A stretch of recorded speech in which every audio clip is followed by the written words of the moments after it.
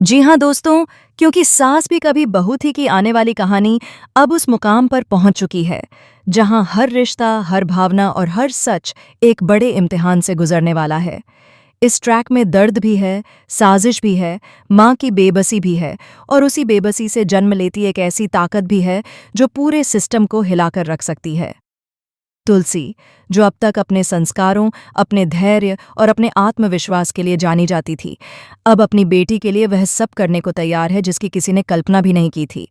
आने वाले एपिसोड में दर्शक देखेंगे कि तुलसी पहली बार अपने आत्मसम्मान को किनारे रखकर अजय के सामने हाथ जोड़ती है।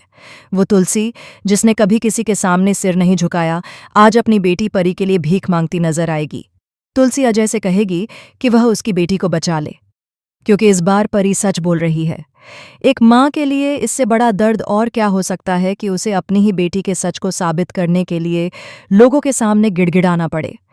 तुलसी ने परी का दर्द जिया है, उसकी आंखों में डर देखा है, उसकी खामोशी में छिपी चीखें सुनी हैं और रणविजय का असली चेहरा भी अब उससे छिपा नहीं है।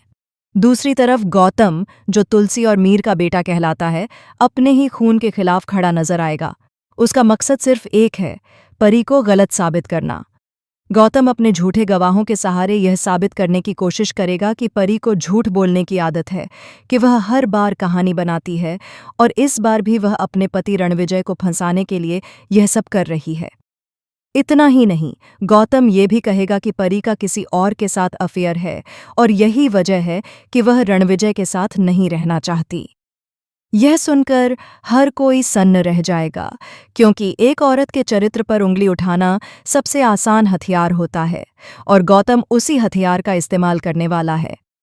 रणविजय की सोच पहले से ही घटिया रही है, लेकिन अब उसके साथ खड़ा वकील गौतम उससे भी ज्यादा गिरा हुआ नजर आएगा। कहीं से भी ऐसा नहीं लगेगा कि गौतम उस तुलसी का बेटा है जिसने हमेशा सच, इंसाफ और रिश्तों की इज्जत करना सिखाया। गौतम सारी हदें पार कर चुका है और उसका यह रूप देखकर तुलसी का दिल भी टूट जाएगा, लेकिन वह कमजोर नहीं पड़ेगी। एक माँ के आंसू अब उसकी ताकत बन चुके हैं।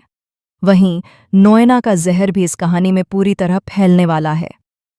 नोयना तुलसी पर तीखे तंज कसते हुए कहेगी कि ना जाने उसके कितने बच्चे हैं और आखिर वह किस किस बच्चे का ख्याल रख पाएगी। नोयना का मानना है कि अगर परी हारेगी तो ये सिर्फ एक केस की हार नहीं होगी, बल्कि तुलसी की परवरिश की हार होगी और यही नोयना की सबसे बड़ी खुशी होगी। उसे लगता है कि अगर तुलसी टूटेगी तो उसकी जीत पूरी होगी। लेकिन तुलसी भी अब चुप रहने वालों में से नहीं है। वह नोयना को करारा जवाब देते हुए कहेगी कि ऊपर वाले ने उसे इतना काबिल बनाया है और उसने अपने बच्चों को ऐसे संस्कार दिए हैं कि उसे किसी बात का डर नहीं है।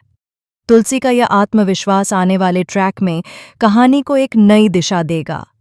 वह साबित कर देगी कि माँ सिर्फ रोती नहीं, वक्त आने पर चट्टान भी बन जाती।